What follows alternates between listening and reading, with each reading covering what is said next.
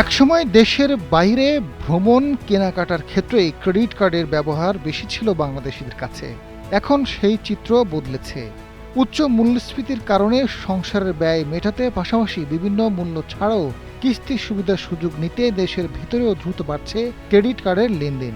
বিশেষ করে নিত্য প্রয়োজনীয় কেনাকাটায় কার্ডের ব্যবহার বৃদ্ধির প্রবণতা স্পষ্ট হয়ে উঠছে।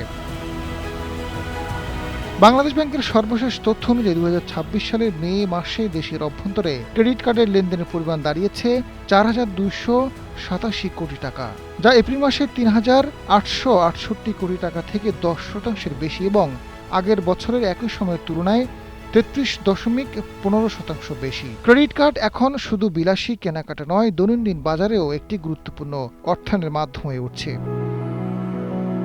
ব্যাংকারদের মতে মূল্যস্ফীতিতে অনেক পরিবার মাসিক আয় ও ব্যয়ের মধ্যে ব্যবধান বেড়েছে। ফলে বড় অঙ্কের খরচ সাময়িকভাবে সামাল দিতে অনেকেই ক্রেডিট কার্ডের উপর নির্ভরশীল। সুপারসহ বড় খুচরা বিক্রয় কেন্দ্রে কার্ড গ্রহণের সুবিধা, ছাড় এবং কিস্তির সুবিধা গ্রাহকদের আরও উৎসাহিত করছে। সম্প্রতি ক্রেডিট কার্ডের ঋণ সীমা সর্বোচ্চ ২৫ লাখ টাকা থেকে বাড়িয়ে ৪০ লাখ টাকা করেছে বাংলাদেশ ব্যাংক। একই সঙ্গে সুদের সর্বোচ্চ হার নির্ধারণ করা হয়েছে ২৫%। বাংলাদেশি বিদেশি নাগরিকদের কার্ডের লেনদেন বেড়েছে বার্ষিক হিসেবে ১২.৬৩%, তবে মাসিক ব্যয় কমে ৩১২ কোটি টাকায় নেমেছে।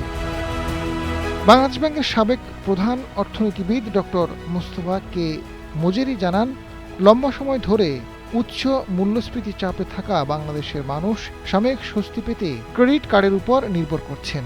তবে এই প্রবণতা যদি ঋণ পরিশোধের সক্ষমতার সঙ্গে সামঞ্জস্যপূর্ণ না হয়, তাহলে ভবিষ্যতে তা নতুন এক আর্থিক ঝুঁকির কারণ হতে পারে। বিশেষজ্ঞদের মতে কার্ডের ব্যবহার বাড়ায় ডিজিটাল লেনদেন ও আর্থিক অন্তর্ভুক্তি সাম্প্রতিক হলেও সাইবার নিরাপত্তা, গ্রামাঞ্চলের অবকাঠামো সীমাবদ্ধতা এবং অতিরিক্ত ঋণ নির্ভরতা ঝুঁকি মোকাবেলাও সমান গুরুত্বপূর্ণ।